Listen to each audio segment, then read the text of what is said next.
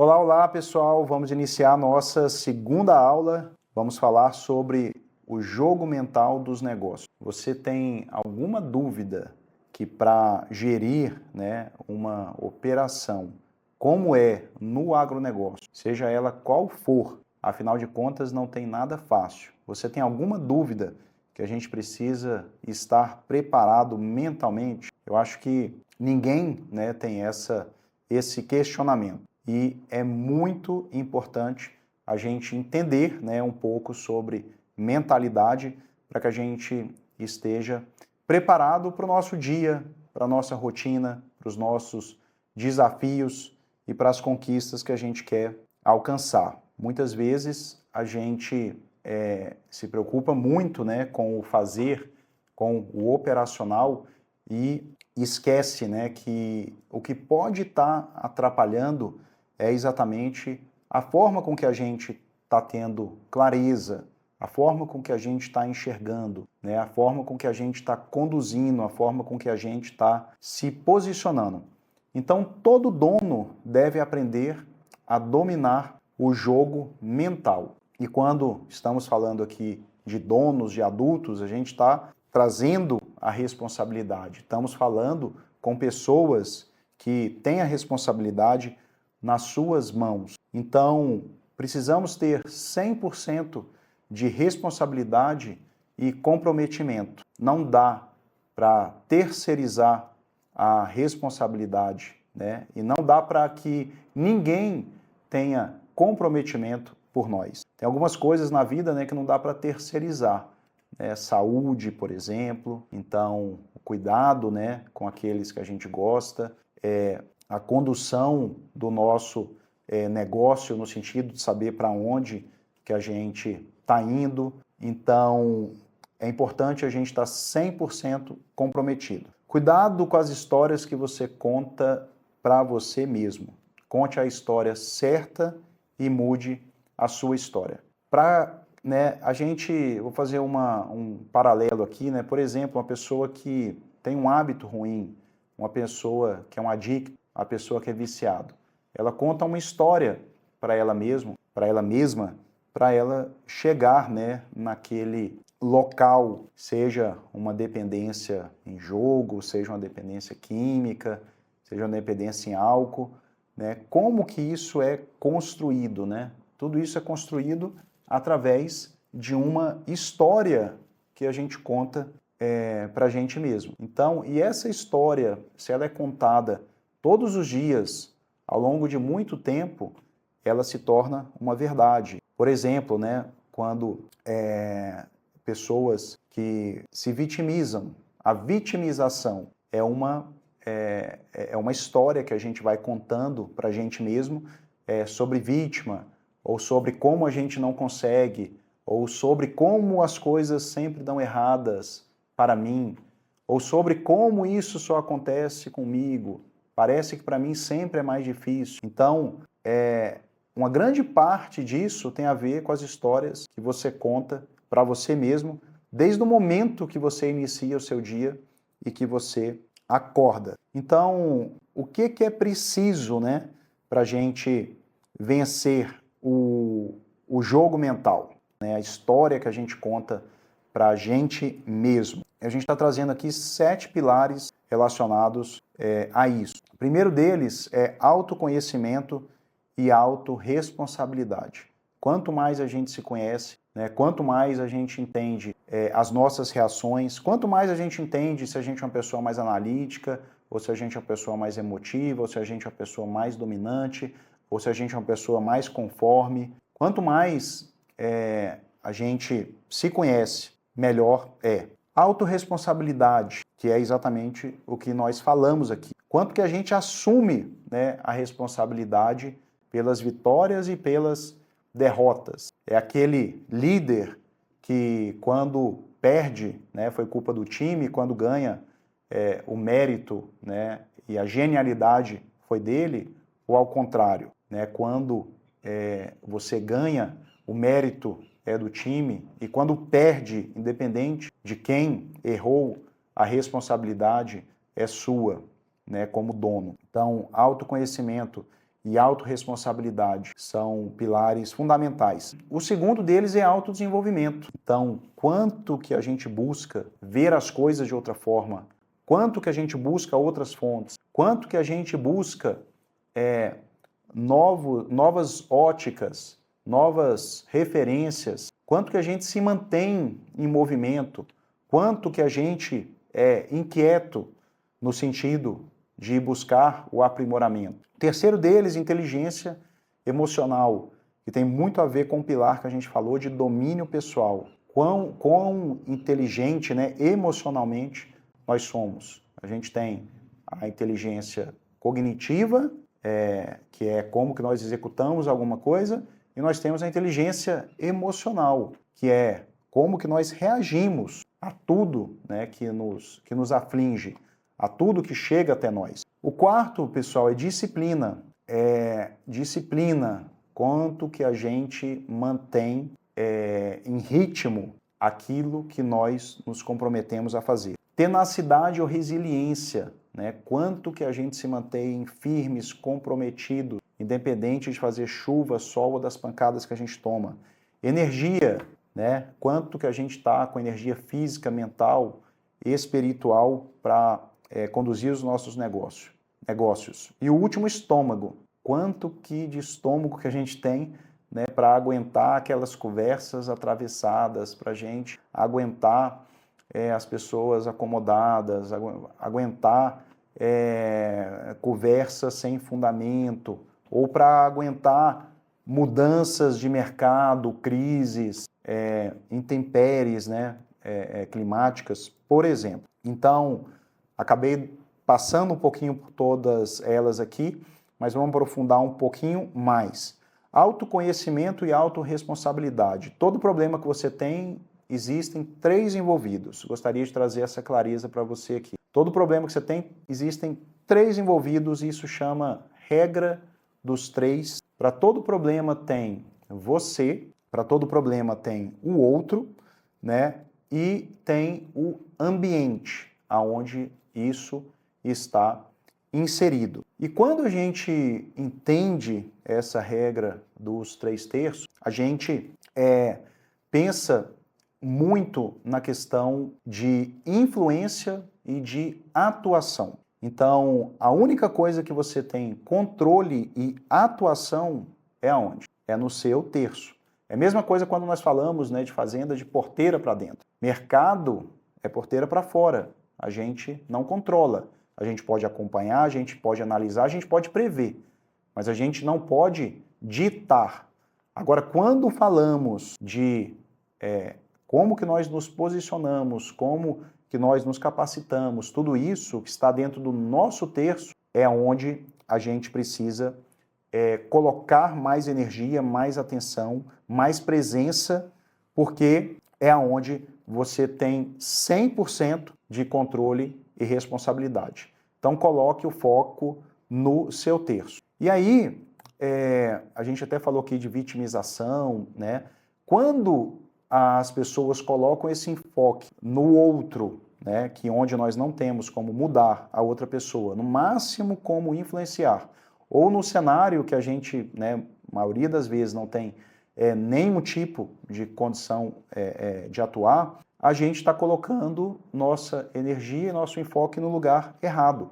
E você para, né, de se perguntar, na verdade, o que você está fazendo para mudar aquela situação.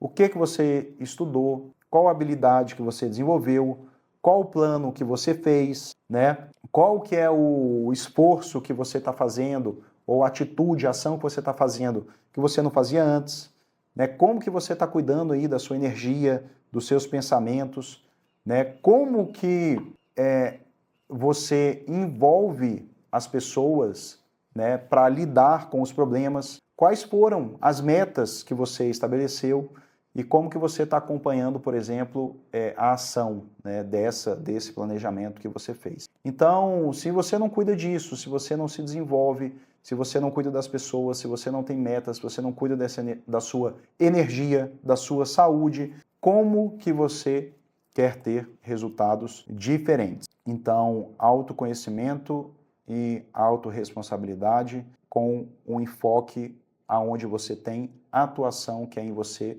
Autodesenvolvimento antinatural, que o crescimento da empresa seja limitado pelas crenças do dono. Né? Se você está disposto a crescer o seu negócio, tem que estar disposto a perder parte do controle, não todo o controle. Então, pessoal, é importante, né, que tenha o autodesenvolvimento, porque como a gente falou nessa frase aqui, é antinatural. Ou o que quer dizer antinatural? Não deveria ser assim, não deveria acontecer assim. As empresas não deveriam parar de crescer, de se desenvolver, porque o dono não desenvolveu, porque o dono tem crenças limitantes, né? Porque o dono não tem mais a visão do negócio, porque o dono não consegue conduzir esse negócio para o próximo nível. Então, é importante que a gente esteja disposto a perder parte do controle, porque nós estamos trazendo novas pessoas e a gente está possibilitando que tenha uma oxigenação desse negócio. Terceiro deles, né, ou na verdade o quarto, inteligência emocional. E aí eu trouxe uma frase aqui que é o seguinte: qualquer emoção que não gera resultado é inútil. Qualquer emoção que não gera resultado é inútil. Olha só. E às vezes ao longo do dia tem uma série de emoções que nos dominam e elas não geram resultado, pelo contrário, elas nos travam, elas nos desaceleram, elas nos empacam, né? E aí essas emoções fazem, né, com que o nosso negócio pare. Tem uma frase bem interessante também que eu vou falar para vocês aqui, que talvez tenha o poder de sintetizar, né, o que é inteligência emocional, que é o seguinte: a sabedoria reside no espaço entre o estímulo e a resposta. Essa frase é do livro 7 Hábitos das Pessoas Altamente Eficazes, do Stephen Covey. Eu acho fenomenal. Inclusive, foi um dos primeiros livros que mudou a minha cabeça. Pois nesse espaço entre, né, o estímulo e a resposta, se localiza a liberdade, o nosso crescimento e nossa felicidade e o poder de mudar nossas respostas. Então você sabe aqueles 3 segundos, 1 segundo ou 10 segundos, né, que aí é o tempo, é você que pode estabelecer, entre o estímulo, que é o questionamento, a pergunta, e a resposta que você vai dar. Como que você vai dar essa resposta? Então, às vezes, mesmo o dia com muitos desafios, né, um dia estressante, um dia que você não está muito bem, mas você recebe uma pergunta, você recebe um questionamento, você recebe uma demanda, como que você se posiciona? Então, esse momento entre o estímulo e a resposta que você dá é onde reside a sabedoria, a liberdade, a felicidade e o poder de mudar a nossa resposta. Então,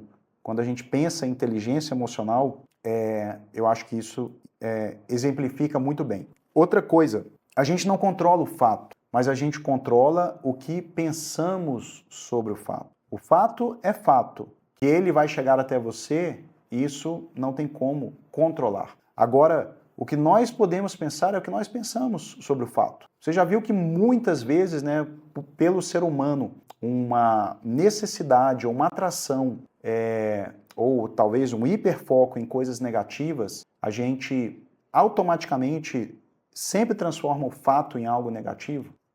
O fato é o fato. Às vezes uma máquina quebrou, às vezes um funcionário faltou.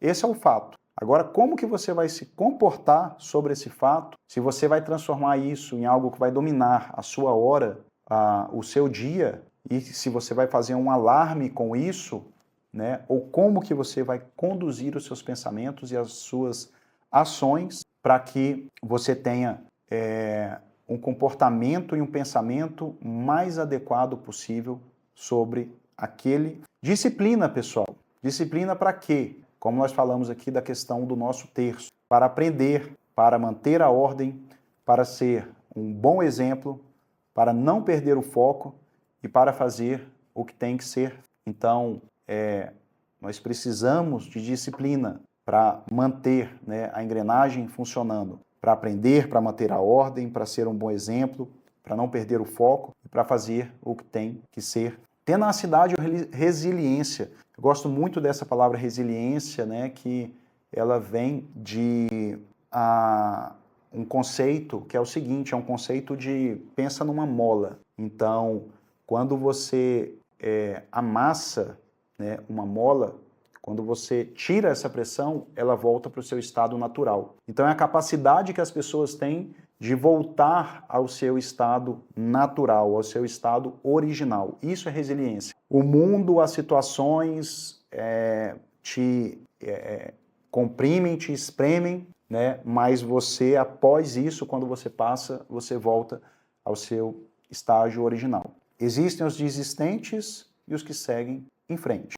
Reveses são inevitáveis, mas o desespero é uma opção ou uma escolha. E o desespero é uma escolha. Quando você entra em desespero, né, é simplesmente, como a gente falou aqui anteriormente, a gente não controla o fato, mas a gente controla o que a gente pensa sobre o fato. Então, a gente não pode deixar que o nosso medo, o nosso pânico vire pane, né? Porque quando a gente entra em pane, quando a gente entra em desespero, a gente não consegue mais enxergar, nem tomar ações e nem ver uma solução. Energia, pessoal. Energia mental, física, emocional, espiritual. Temos que cuidar da nossa energia. Sem energia não se vai a lugar nenhum. Um empresário sem energia não leva a empresa a lugar nenhum. Não tem como. Se você já acordou derrotado ou se você está se enxergando como derrotado, se você não acredita em você, se você não acredita no seu time, se você não acredita no seu país, se você não acredita na transformação que o seu produto ou seu negócio carrega, é muito difícil você andar para frente. Estômago, como nós falamos aqui, para ter as conversas difíceis, né? Falamos de liderança, precisa saber contratar, precisa saber demitir, precisa saber direcionar, precisa saber gerenciar conflitos, mudar as rotas, se adaptar, ser flexível, lidar com governo, impostos, multas e uma série, né, de demandas e exigências que são impostas. Então, quando a gente fala do jogo mental dos negócios, a gente tem que estar preparado em todos esses espectros para poder passar por esse jogo, que não é um jogo, está longe de ser um jogo fácil, mas é um jogo que está presente e ele não é uma exclusividade de você que está aqui nos assistindo. Ele está presente em qualquer negócio, a qualquer nível. Beleza, pessoal? Espero que você tenha gostado dessa aula. Se você gostou, tira um print aqui do slide que você mais gostou, posta na sua rede social e marca a gente para a gente saber que esse conteúdo foi importante para você. Vamos para a próxima aula?